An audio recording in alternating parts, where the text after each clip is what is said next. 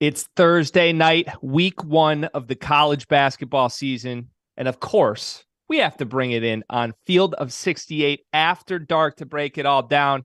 We've been talking really all week about how ugly of a slate it has been, but that has not stopped the games from being competitive. That has not stopped there from being some wild finishes. We got a handful more of those tonight. And we are on the verge of our first great game of the season tomorrow, Michigan State, Gonzaga on an aircraft carrier. We're going to break it all down for you. My name is Greg Waddell. I am joined tonight by Patric Young, by Terrence Oglesby. And gentlemen, it feels great to be back here on the Field of 68 After Dark, talking college hoops. Let's start with our toasts. I don't know that we've been doing this on the college basketball side. We've been doing it on college football all season long. And I want one figure, whether it's a coach, whether it's a player, whether you just want to go the team route, you can do that tonight too. Give me somebody that stands out that deserves a cheers based on the results of tonight's games. T.O., let's go to you first. I think you've done a few of these before, my friend. I've done a few, and I've got my cup of tea because that's how we do things on a Thursday with kids. So I'm doing that. I was thinking about toasting to my man, Pat Young, having his shoulders out and him starting his OnlyFans here soon. But I'm not going to do that. What I'm going to do is, what I'm going to do is I'm going to toast to Ben Gold at Marquette. This is a guy that not a lot of people were talking about. I thought he played really well today against Central Michigan. 6'10", 6'11", big man from New Zealand, kind of under the radar, could be a contributor this year for the Golden Eagles. So I'm going to go there. There are some upsets. I'm going to let you guys have those. That dunk he had tonight was special, for the record. Ben Gold, cheers. Cheers. I am going to go with a big fella. Not that I'm biased in any way about that, but it's good to see a big guy that is being dominant, using his size and just finishing well around the basket. Brad Kalbrenner was fantastic. Obviously, nobody could match his stature. He just takes up so much of the paint. Really soft touch. Was 10 for 11 today. Opens up the court for his teammates to, because the question was for Creighton this year, their offense. Are they going to be able to shoot the ball? Trey Alexander showing good signs of knocking some threes down this game after he shot 28% last year. But hats off to the big guy. He's going to call it. He's going to be defensive player of the year again this year. He just completely dominated. So to him, to Ryan Kalbrenner. Yeah, we're going to have to talk some Creighton tonight. I don't think we planned necessarily on it, but after watching most of that game, I'm like, we need to talk about these guys. I'm also going to cheers to a big fella tonight.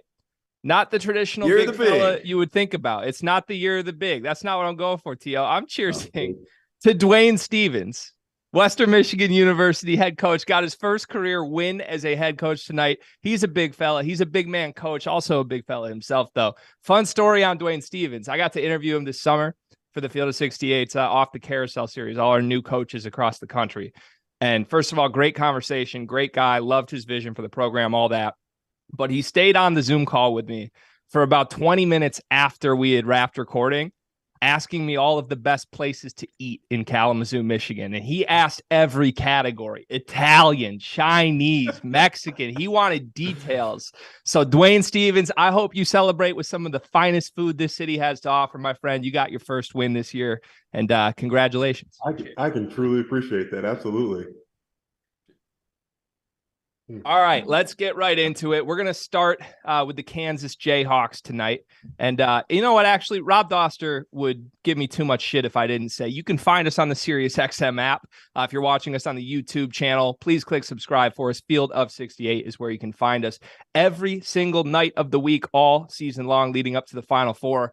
But as I alluded to, we are going to start with Kansas tonight. Kansas, top 5 team in the country to start the season in the polls. I've been skeptical if they deserve that ranking. They lost a lot from the national championship team they had last season, but they've got some fresh faces, and I think the brightest of those fresh faces is Grady Dick. Strong start for Mr. Dick. I'm going to try not to make any inappropriate jokes here, T.O., but the kid's got game. Low-hanging fruit. Low-hanging fruit. Don't you do that, Greg. The kid's got game. We're better than that here on Field of 68. So, T.O., tell me what you have seen from Grady this year. Well, he's a shooter with size who can do it off the move. And he has a little bit more to his game than just that. He can put it on the floor. He fits Bill Self's offense, and that he can put it on the deck for one or two dribbles and either make a shot for himself or his teammates. And Kansas is, they're just as big a contender this year as they were last year. I didn't think I would be saying it. And a lot of it has to do with Grady Dick, and we're going to stay on him for a second, but it also has to do with some of these other guys that don't get talked about as much. But Grady Dick, a terrific shooter. He can do it off the move. His shot is a bit mechanical looking, but he's always on balance. So, like, that's the big thing. And his ability to get on balance quickly, either off the move or running in a straight line away from the basket, he still finds ways because his footwork is excellent and he's always using screens correctly. And that coming from a freshman, usually it takes a little bit to develop those things. Grady Dick already has that in his bag. He's been impressive so far this year. Patric, how much Kansas have you watched so far this year? And what do you see? Do you like what you see? Is it more than just Dick? Because T.O. alluded, they've got some other guys who I don't think people expected to be quite this good this early. And if you watch the exhibition, I don't know if you guys care about the secret scrimmage, the exhibition stuff, but the rumors were that Kansas was struggling in those games. So I think to see them come out and, they're not playing any national title contenders in the first two games of the season. But, I mean, they had a 30-point lead, I believe, at halftime in this game. So they're looking the part of a true contender. Is that surprising to you given how much they lost? Yeah, of course it is a little bit surprising. But, Kansas, they lost the second half of this game, 40-34. I'm a little bit of a critique, especially when it comes to these games early on. But I do like the aggressiveness they showed on the defensive end. Their hands were extremely active, coming away with 8 steals.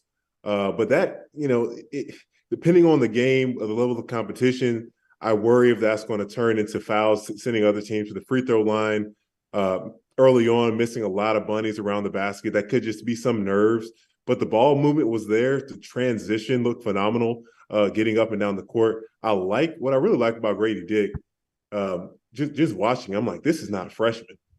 He is playing this game as though he really gets it on a level that is kind of rare, that you see guys that they struggle understanding their role, where they fit in. He had a beautiful somebody close out on him, goes to the basket, gets him off balance, beautiful up and under, gets the and one. And I'm like, man, that was a pro move right there. He knew exactly how to attack his defender's foot, his balance, to get him in the right position. And I said, wow, because I didn't watch the first game, and I just saw Twitter blowing up regarding him, and I gotta say I'm impressed. I can't wait to see when they face some real competition how he's going to fare against that.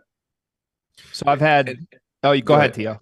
No, a couple of things too, and we're talking about big men as we're opening up. I was really impressed with a couple of other guys. Ernest Uday Jr., coming in at high school, I watched the kid. He played on the Adidas circuit, and he always had big, broad shoulders, but you could tell he didn't really touch the weights that much. That is a grown man now. He has completely changed his body over the course of the year, over the course of the past year that I saw him. And not only that, losing David McCormick, I worried about that as well. I know he was inconsistent, but his presence and size was always there. Who was going to be that next guy to be able to put rim pressure on opponents? And he has turned into that. He has that ability because he's put on so much weight so quick. I was also impressed with Zuby Ejiofor. He was operating out on the perimeter, hit a nice backdoor pass.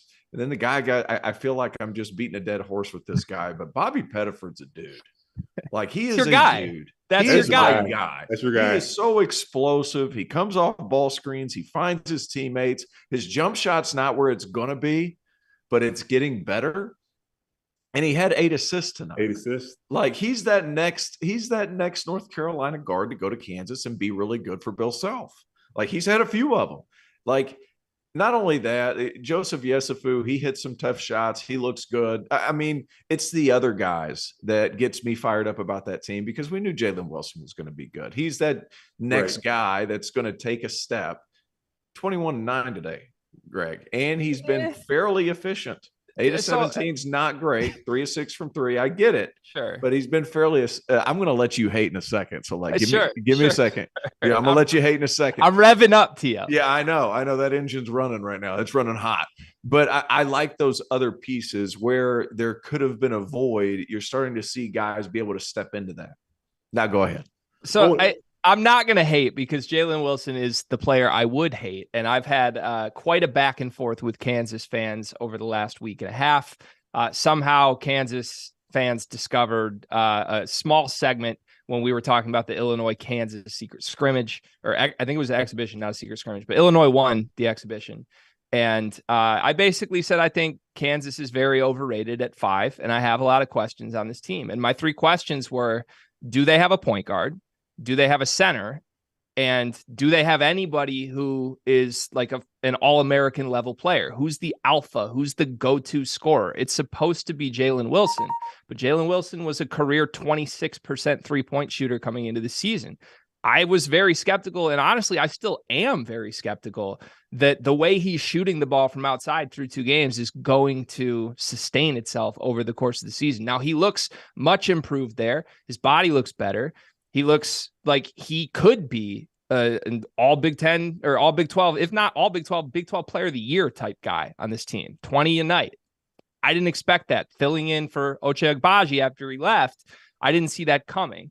So I guess my question back to you guys would be, of those 3 concerns I listed, point guard, center, which Kansas without Bill Self, by the way, free Bill Self, but they're going small ball. They're going with Adams at center right now, right?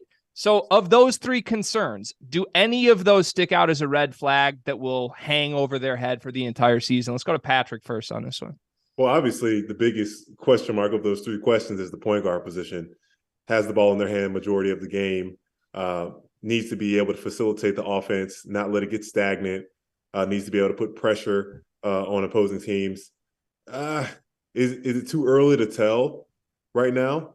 But a thought that I had, I know this is kind of not say off topic, but when I'm watching Jalen Wilson, obviously I'm an SEC guy. I'm looking at Jacob Toppin, and I'm saying, is Jalen Wilson what Jacob Toppin needs to aspire to be? Can he be that for this Kentucky team? Just food for thought. We don't have to answer that now. I can answer it. They take very similar shots for the most part. Jacob Toppin's trying to develop his 3-point game. They both take really long 2s that it's not a shot that I love. But when it comes, and to your point, Tio, I wish David McCormick could have been here 1 year, because obviously you develop physically, but you need to bang against somebody to get that feel and understand, okay, this is who I need to aspire to be to help my team as a center. But I was impressed. I was impressed in this night.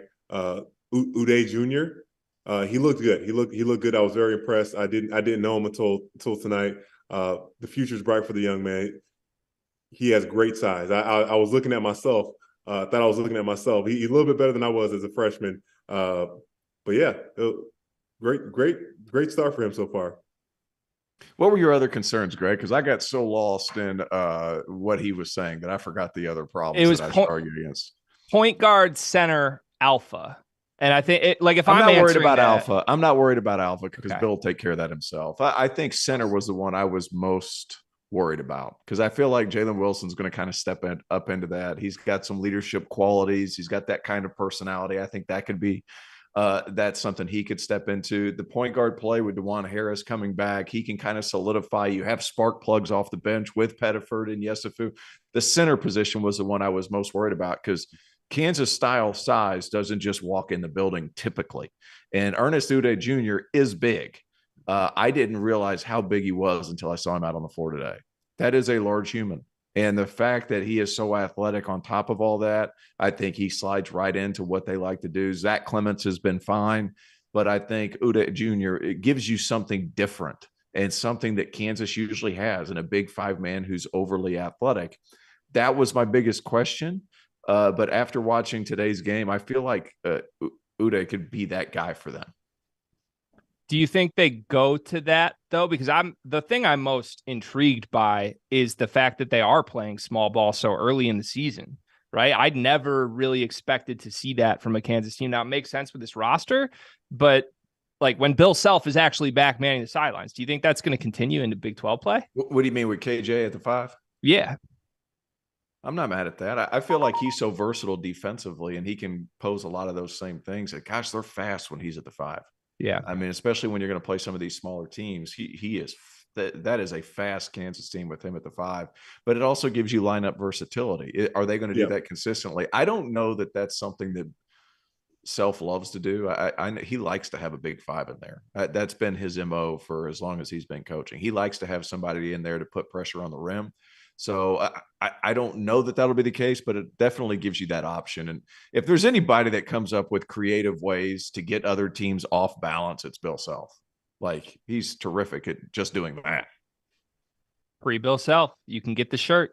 Field68.shop right now. We need that man back. We're going to the Champions Classic next week, and he won't be coaching, and that's just a shame, ladies and gentlemen. So, if you want to support the movement, go ahead, field68.shop. You can buy yourself or your loved ones a free Bill Self shirt. All right.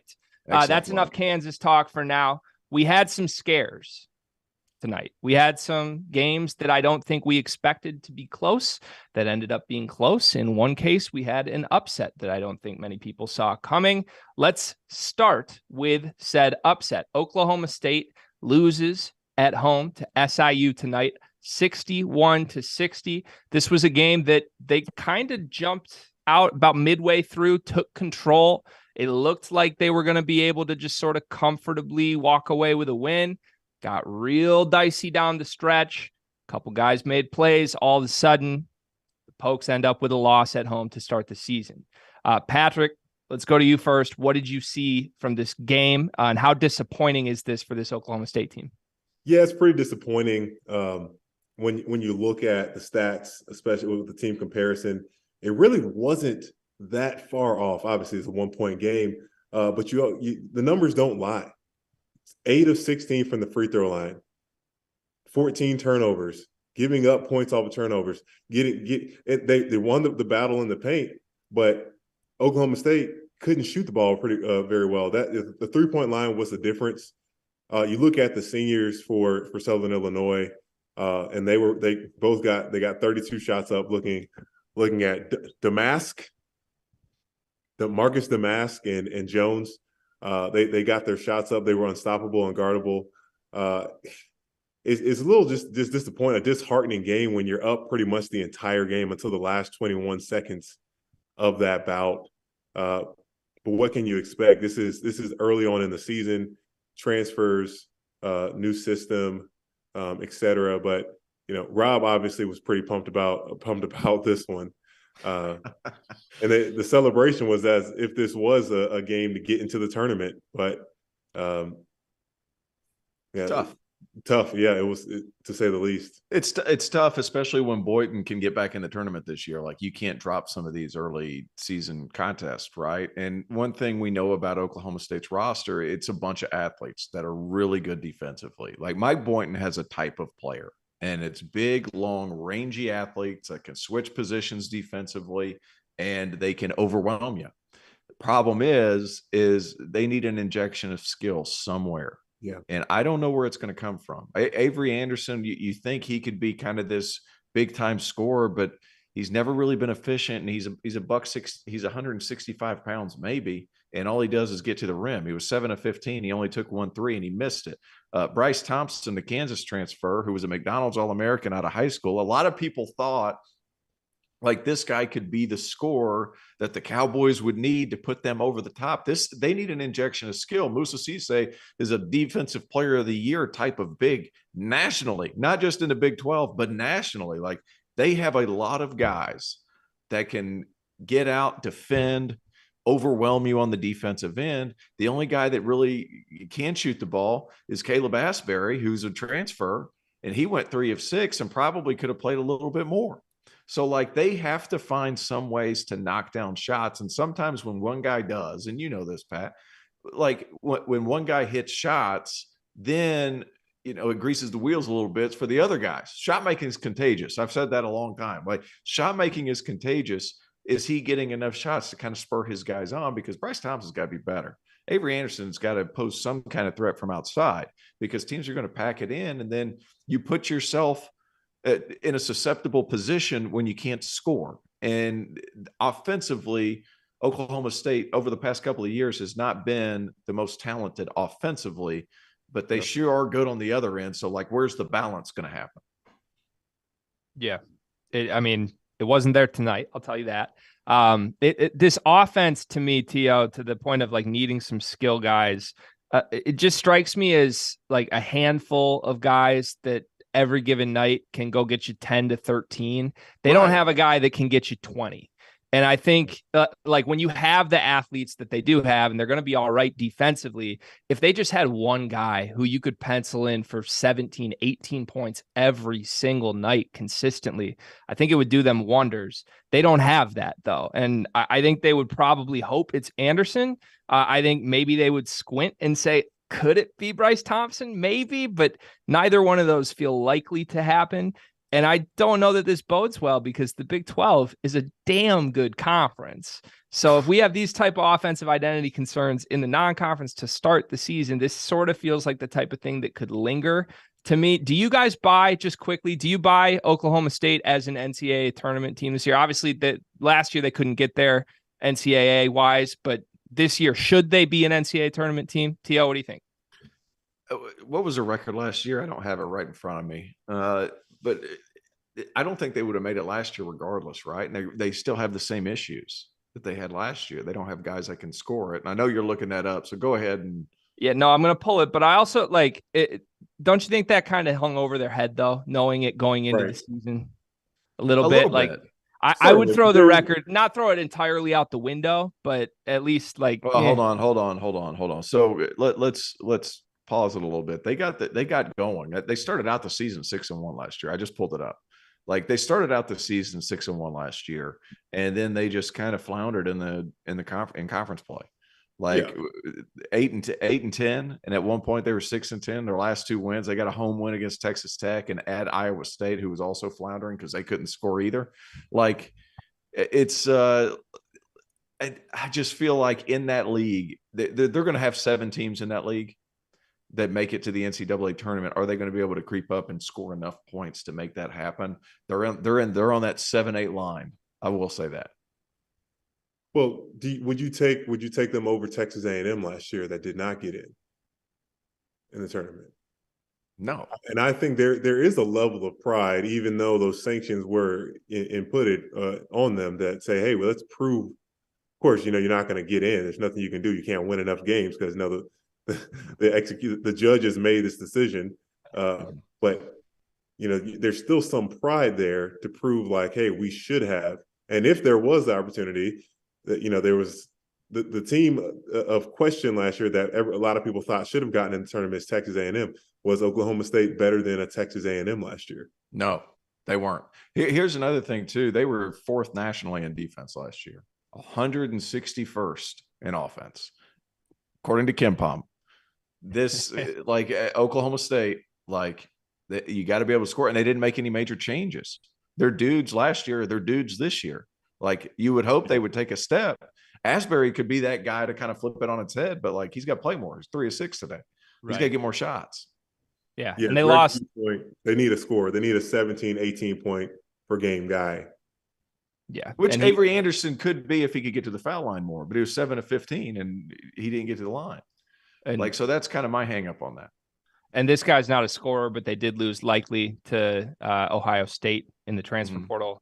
So it feels like the same team, maybe even a little watered down version of last year's team. I don't know that bodes well for this program this season. Let's jump to another surprising result tonight. Although the more I'm looking at this one, guys, I don't know how surprising it is. I don't know if people are going to bite me for saying that or not, but Notre Dame 3-point win against Radford at home tonight. Our good friend on the show here, Randolph Childress, anytime we've talked about Notre Dame in the last 2 years that I've seen the guy, RC always just says, who do they guard? Nobody. You know who they guard. They guard nobody. And that was there tonight. I mean, anything Radford wanted, they got. Some big calls down the stretch. Not including a favorable whistle. not including a favorable whistle. I was going to say. My man JP Prim was officiating that game. He's getting a phone call tomorrow. He's getting a phone call tomorrow. Oh, boy. Go ahead. Sorry. No, you're fine. Let's go right back to you, Tio. I mean, Notre Dame, it's a lot of the same dudes. If experience matters, this team should be good this year, right? How do you explain this result in a 3-point win against Radford? First of all, I want to say this. Radford always finds dudes out of nowhere that you're just like, where the hell did this guy come from? He's really, really good, except for Brian Antoine, who transferred from Villanova. But Radford gets guys. That campus gets guys. I don't know what it's like. Carlick Jones, Anthony Polite, like they've had dudes throughout recent memory. So it's not crazy to think like this Radford team is going to compete in the Big South. It's a good team. So that out of the way. Last year's team had two big things that this team does not, and that's one, a first round top 22 pick. The other one is Prentice Hub, and a guy who had been there for 4 years and really understood the offense and how to get guys involved. JJ Starling can be that guy. That's the thing that point guard play. I feel like I got to hit the button. I don't have the button. I've got to buy a button. But like Jeff Goodman's, point guard play button. But JJ Starling, he showed up at the end of the game. I thought Leshevsky was incredible, but he needs points produced for him a little bit, right? That's where the point guard play comes in.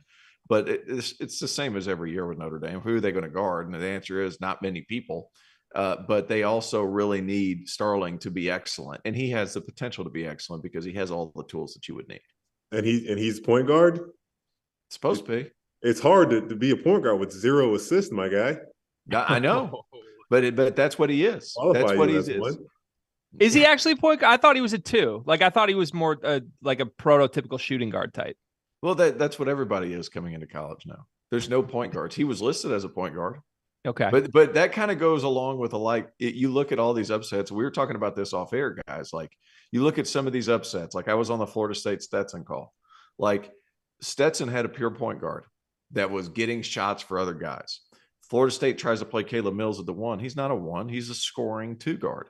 Like who's going to make shots easier? Like, and now a lot of high majors don't have a ton of point guard play because you pick these guys apart. And then what happens is you struggle to get shots for other guys. Like JJ Starling is supposed to be a point guard. That's what he was listed as. He has all the physical measurements to be a point guard. He's going to have to develop into that role. 0 assist isn't going to do it, but he's got to develop into that role. Patrick, you said this quickly at the top, but we need to very clearly state this number out loud. 16 minutes from the bench for Notre Dame in this game. As a whole, 16 minutes from their bench. They played 6 guys, 5 starters. 4 of them played 36 or more minutes. JJ Starling played 32. I mean, that cannot be sustainable for this team, right? No, not at all. It's just surprising this early in the season, especially, well, there's just something we don't know coming from the outside looking in, that coach just feels more comfortable with this roster, even though, going up against a Big South team like Radford, still thinking that, even my starting guys, they got to figure it out right now. But the big thing that just blares out to me is the points off of turnovers that Radford was able to turn Notre Dame over enough to score 18 points off of turnovers that kept this game close, because everything else is pretty much neck and neck. But yeah, keep in mind too, Pat. And I hate to interrupt you, Pat, but like it was Notre Dame's first game. It was Radford's second. So like some of those jitters, Radford didn't have them like Notre Dame did. Sorry to interrupt. Go ahead. Well, no, that's a good point. Who should be having jitters on this Notre Dame team, though? Right. Of the 5 guys, 4 of them have been there 4 years. Yeah. It's just Starling. JJ Starling. Okay, so to contradict your point, like look at Dane Goodwin. Like he can score on his own some, but you got to get it to him first in the mid post. Like Nate Lejewski, he's a pick and pop guy. He's a come off a screen guy. Like somebody's got to get it to him first. So like those things are going to take time to kind of Cormac Ryan, he can handle it a little bit for you, but he's just going to bring it up. There's a big difference between being a point guard and being somebody who can just bring the ball up the floor. Like I thought like I was a point guard because I could dribble it up. Not true. Not true. No. I'm here to shoot. Right. You know why I'm here. You know why I'm here. Like there's a big difference between the two. Right. So like JJ Starling's got to develop into that point guard. Last year they had 2 of them. To me, that's the biggest thing when you look at that thing. So I think JJ Starling could have been nervous. It's his first college game.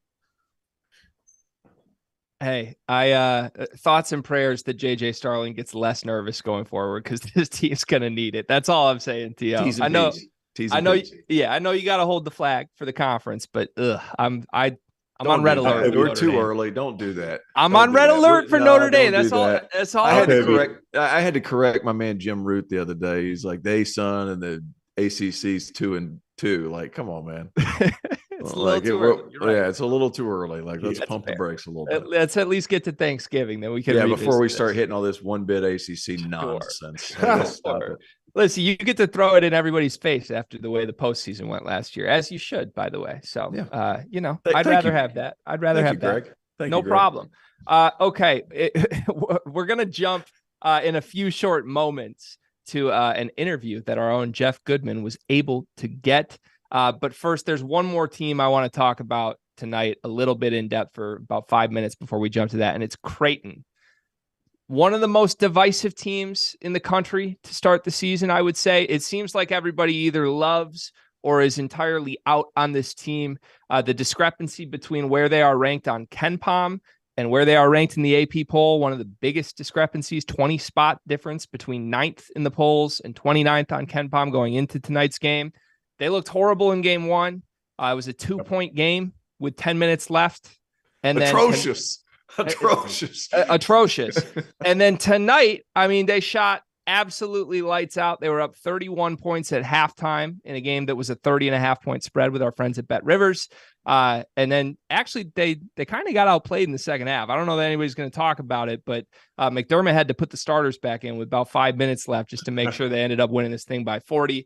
So look, Baylor Shireman is one of the more fascinating players to watch, how he's integrating with this group of sophomores. He looks very good to me offensively. Like, it's seamless the way that they're incorporating him and the way he's creating looks. He's got more passing than I realized. Defensively, he's a black hole in a bad way, though, from what I've seen. Patrick, from what you've seen with Creighton, do you buy these guys as contenders on a national level this season? Well, I wonder, how do you handle the expectation? Best preseason ranking of school history, great recruiting class, potential chance to make a run in the tournament last year. From what I saw tonight, because I didn't see the first game, was able to watch look at the stats. I was impressed. Certainly impressed by Trey Alexander. He shot the ball with confidence today, knocked down 4 threes, finished. He shot 28% last year. And, that's not a number that from someone that's leading your team that you think is going to help. The biggest question with Creighton coming into the season was, is their offense going to be able to help their defense? Because defensively, they look great. Active hands, rotations, getting in positions, obviously have one of the best shot blockers in the country. I really like Kaluma. Man, he's a dog. He didn't shoot it very well. He's a bad boy, isn't he? He's a bad boy. He's a bad boy. He's going to be tough, but I'm interested to see how they're going to do in the Big East. Overall, I do like the effectiveness that they had on the glass tonight. I mean, out-rebounded North Dakota by 29. The ball moves so well with the offense. Sometimes it did get a little bit stagnant, but from the first game to second game, huge jump. Maybe it was just the jitters. It had just to be the preseason. And that's what, we're going to get in that later on the show on why you have these games early on. Because basketball obviously is not like football where every game matters as much. You lose 2, and I'm not making it to the college football playoffs. You can lose a few in basketball just to figure things out. So why not take the risk and play a much tougher game early on? Yeah, and there's not a whole lot of downside to losing that early on to a tougher game, right? What do we not know that we knew 3 weeks ago about Creighton?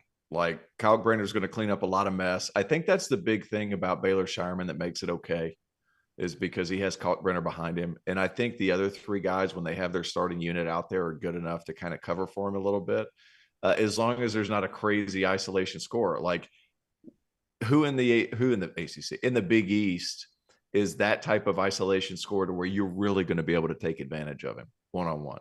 Like and it really only shined in the first 3 or 4 minutes when the freshman from North Dakota started to attack him a little bit. After that, kid kind of disappeared a little bit.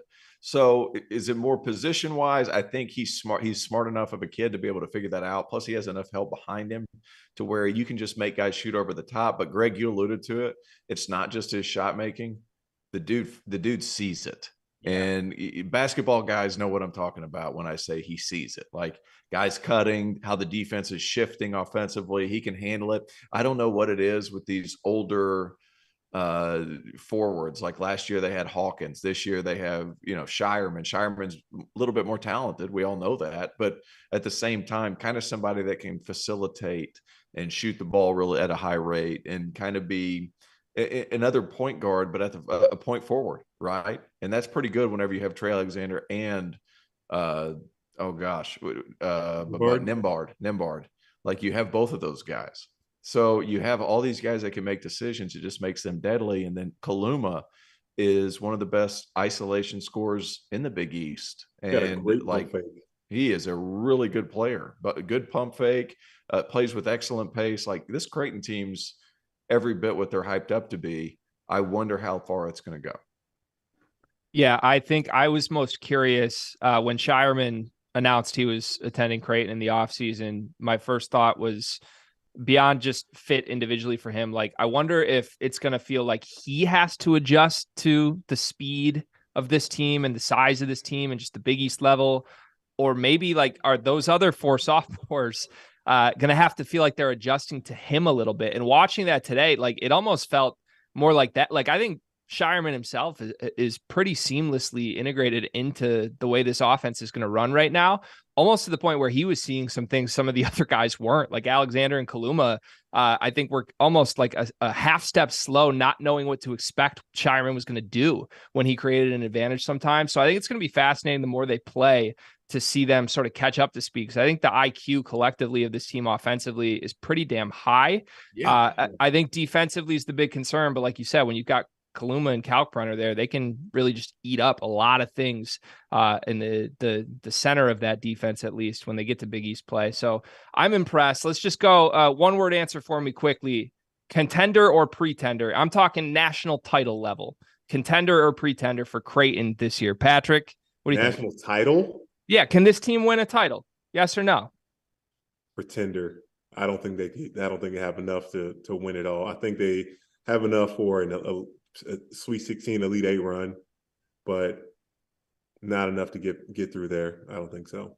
Okay. T.O.? I think Elite 8. Elite 8 is a good spot for them. I don't want to say pretender, because you make it to the Elite 8, you got dudes. Right. Like national championship, I think that's a little far-fetched. Okay.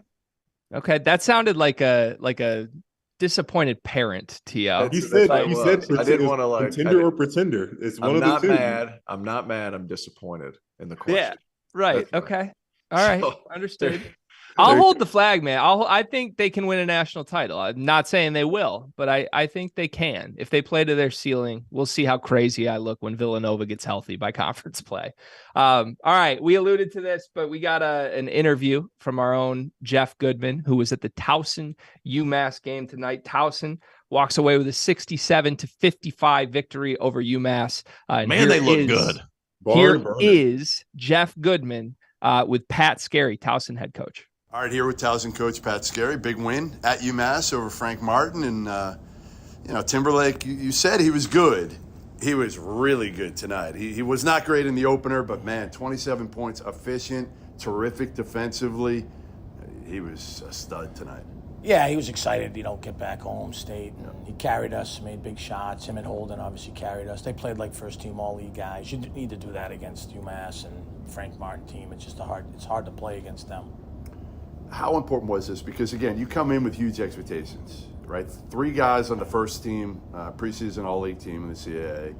Everybody's picking you to win this thing. How important is it to get off to a start like this and get a good road win? It's good. Be quick turnaround because you got the next one coming, But it's good. Any road win, especially against a team that I think will be a big factor in the Atlantic 10, is a really good win for our program and our university. But we still got a lot of stuff to get better at. What's the biggest key for this team that you need to see? Obviously, listen, it all comes down to 3 days at the end of February and March. But what's the biggest thing that you need to see from this team over the next few months? Yeah, hopefully stay relatively healthy and then just continue to, players leading the team. The more that we have with our older guys, I think the better chance we have of getting where we hope to get. You got them in the glass tonight, which is important, right, for you, especially against the Frank Martin team.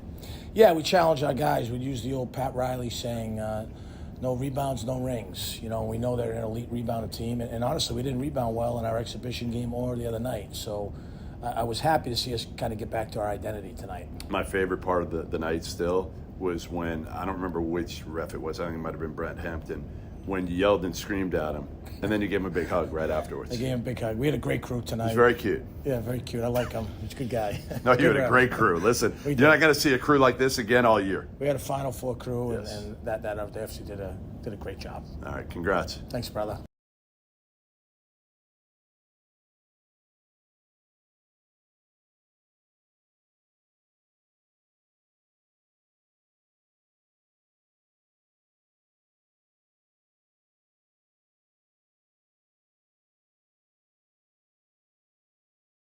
Click the subscribe button. You can also listen to us on the Sirius XM app. We are presented by the folks at Bet Rivers. T.O., yes. Big win for Towson tonight. You like Towson?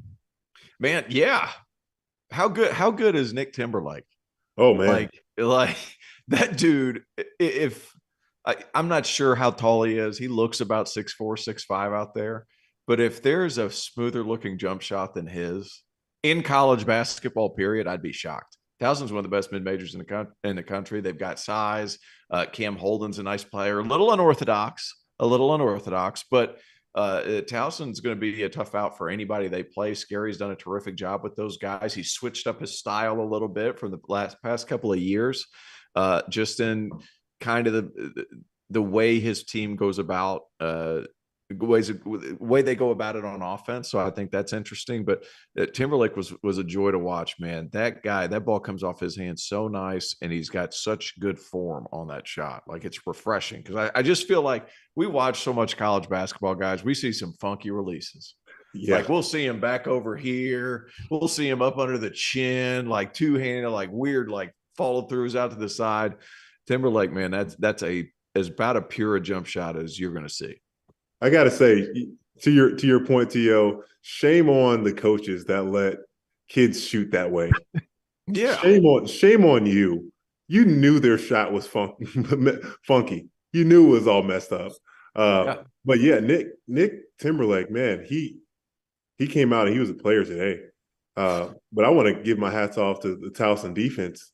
If it wasn't for Matt Cross with Massachusetts in that first half, the starting five for UMass had 5 points in the first half. 5 points in the first half. And Towson just did a fantastic. Whenever UMass scored, the ball was on the other side of the court in a heartbeat. It's like, I know Frank Martin was pulling his hair out.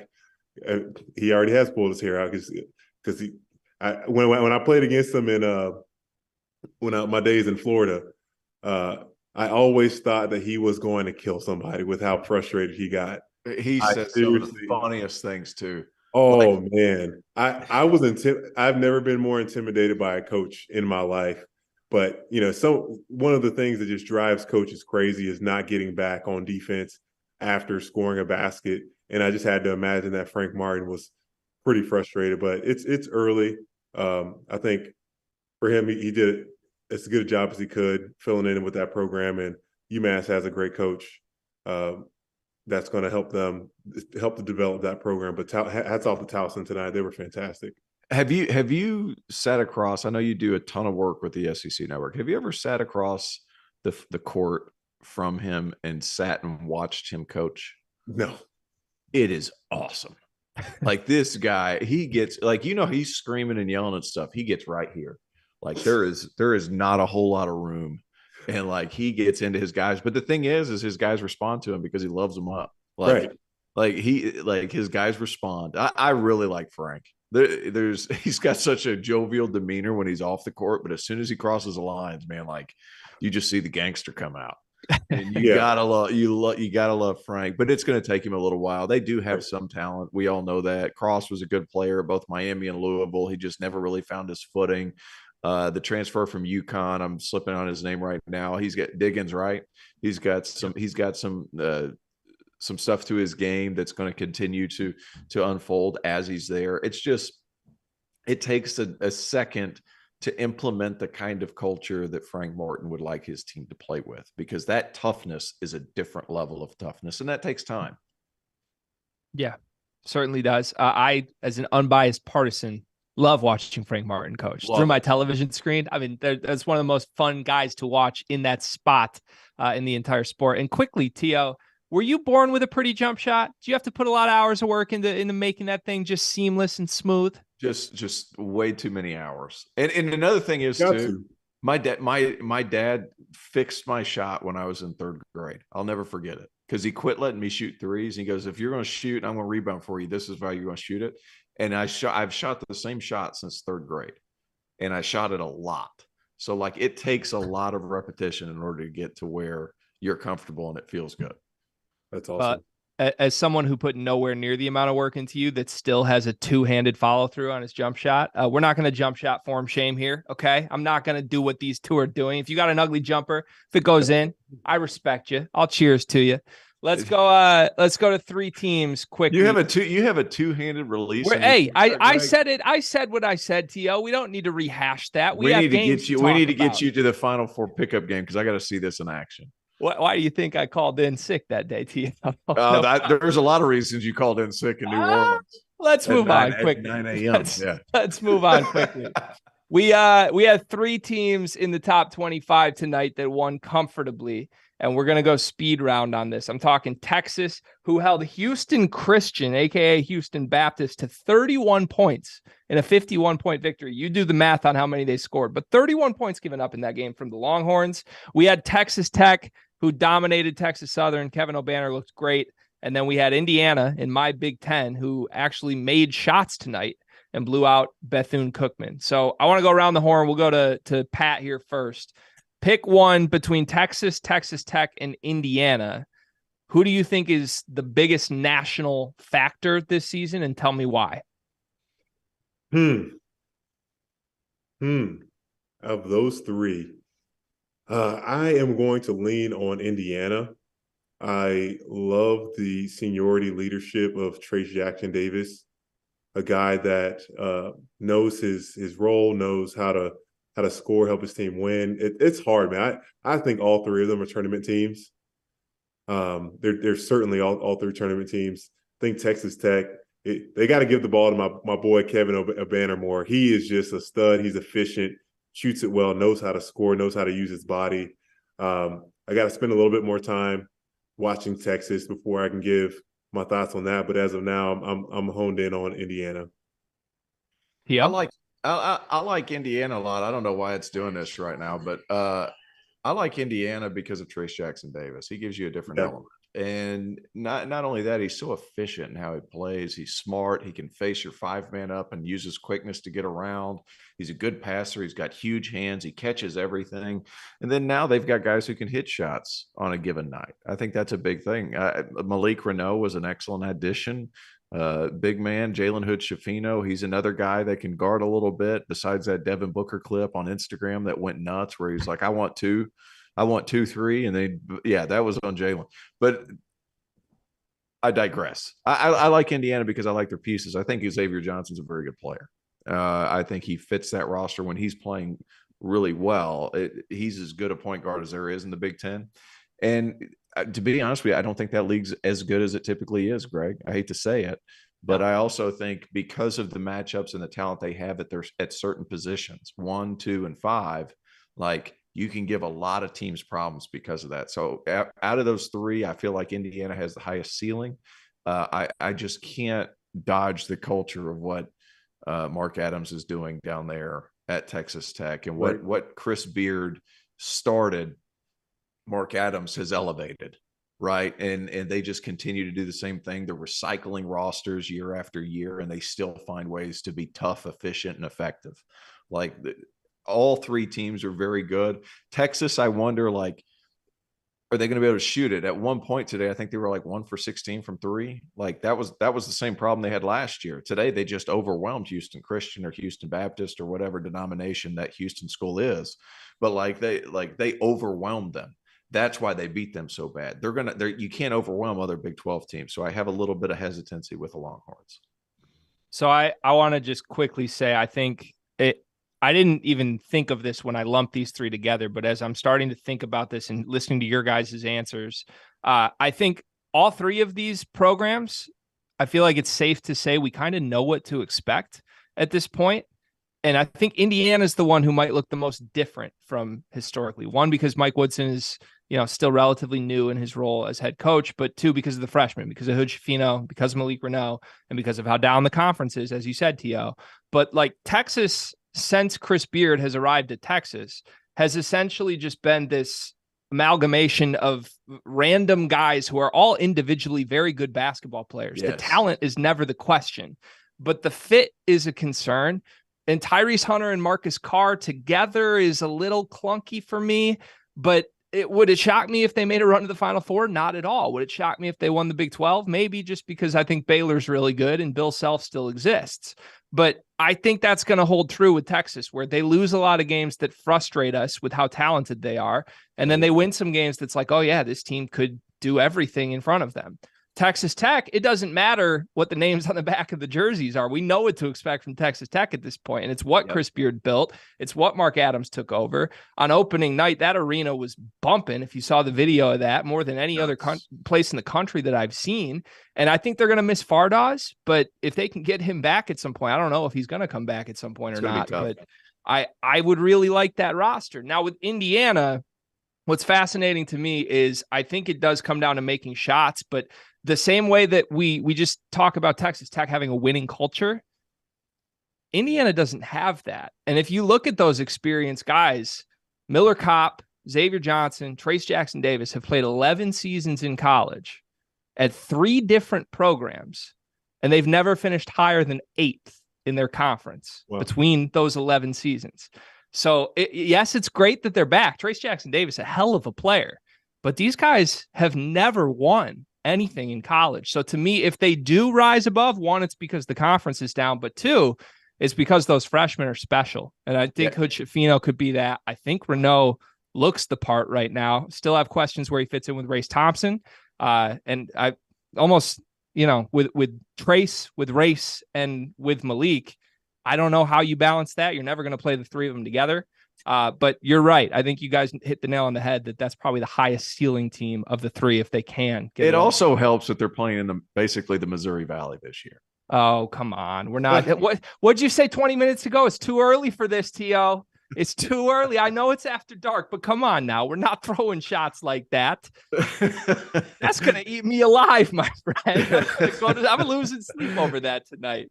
Listen, the Big Ten is going to be bad, very clearly. We know that. But that doesn't mean they can't get 7 teams in the tournament again. They'll probably do that. That's true.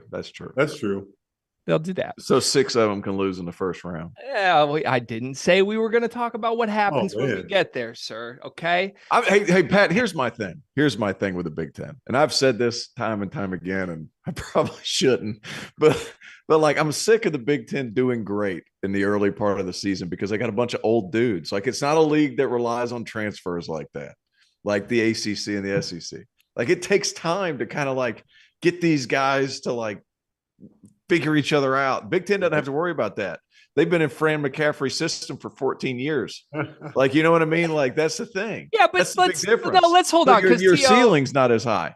Theo, you are the hardest working man that I've met in this business, but that right there was a little bit of a lazy take, my friend, because why was the Big Ten good last year? It was because they had a bunch of 5th-year guys, or was it because Johnny Davis is a sophomore and Keegan Murray as a sophomore were really, really effing good? They were really freaking good. That's not experience. All right, so that was 2 players. Give me more. I mean, but those were the guys that drove the narrative of the conference. We sat here and talked about how Johnny Davis was the National Player of the Year for 3 months last year. Yeah, and I was on that. I was on that train. But still, like, look at the rest of his team that was with him. Well, right. But that's why it's down to me, is because those guys aren't there. Who are the sophomores this year? Like, there aren't those. You're hoping the freshmen at Indiana are really good. You're hoping the transfers at Illinois are really good. Everybody else, they're gone, right? So that would be my only pushback. Right. I just heard all this I heard all this one bid ACC nonsense for long, only to see two in the Final Four. And what was it, 3 in the Elite Eight? Just throwing that out there because it takes time. Like, Miami had some bad losses in the early part of the season. Bad losses. Yeah, and then they made the Elite Eight because they had dudes, and the dudes figured out how to play with each other. You did. Dudes. I'm getting flashbacks to a certain casino in Philadelphia, T.O. You trying to tell me that you got to trust this Miami team round one. I said, no chance. No chance. I got the slips to show that you were correct and I was wrong, my friend. All right. Me and Archie. We got 5 minutes left, and there's a huge game tomorrow. We need to talk about it, so we're going to jump to it. Michigan State, Gonzaga. This is the best game of the season thus far. I guess you can debate how huge of a game it is because you can debate how good Michigan State is. You can't debate how good Gonzaga is. So, Patrick, how excited are you for this game, and what are you looking out for that could potentially decide how this game goes? I'm very excited. I'm thrilled. That first off, to have a game worth watching, that's like, oh man, let's freaking go. Let's see a battle early on here in the season. What better matchup for Michigan State to go up against a tenured team like Gonzaga? I remember last year, Drew Timme just came out of the gates, gun blazing. He dropped like 38 this for like one of the first or second game against a good competition. There's always a lot of question marks on the Michigan State Izzo teams, but he's a great recruiter. It's early. I just hope it's not a blowout. I'm really more interested to see the Tennessee game, the one that's coming up after that, just because of Tyreek Key. Let's not forget that name. Tyreek Key. He is a stud. And hopefully Tennessee is a little bit more efficient. They shot 44 threes last game. It was too much. Yeah, way too much. 12 points in the paint. Not their game, but Tyreek Key came off the bench like a veteran, knew his role. Can't wait to see what he's going to do and how he's going to help this team in the long run. T.O., what do you think? Gonzaga, Michigan State. I'm going back to that. I'm just going to ignore all the Tennessee propaganda we just heard from Patrick. You can come back to that if you'd like, T.O. You're a Southern gentleman. But Michigan State, Gonzaga, that's where my head is at. Can Michigan State have a chance in this game, yes or no? Drew Timme's really good. And who's on the inside for Sparty? I'm going to say, you know who's not really good? Mady Sissoko and Jackson Kohler. They're young. They're young. So I think that's kind of a tough one. It's gonna be hard on Michigan State, but I mean, they are what they are. Malik Hall's still there, right? How is he? 8 years? 8 years deep? 9 years deep? However long he is. He was the go-to guy for them last year. And then you get your point guards that have a year under their belt. Like, Michigan State's going to compete. And they're going to be like, don't bet against them in Big Ten play. Like, just don't bet against them. But I think it might be tough, especially when Gonzaga has that ability to go inside out whenever they have inexperience in the front court for Michigan State. Isn't that going to be on an aircraft carrier? That is on an aircraft carrier. That is so fire.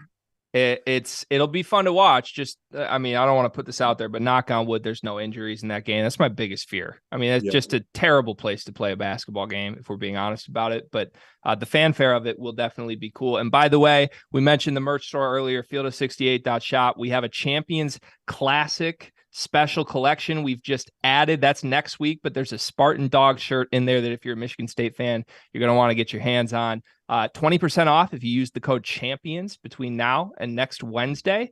Field68.shop to get that. Patrick, I got to go back because I cut you off on Tennessee.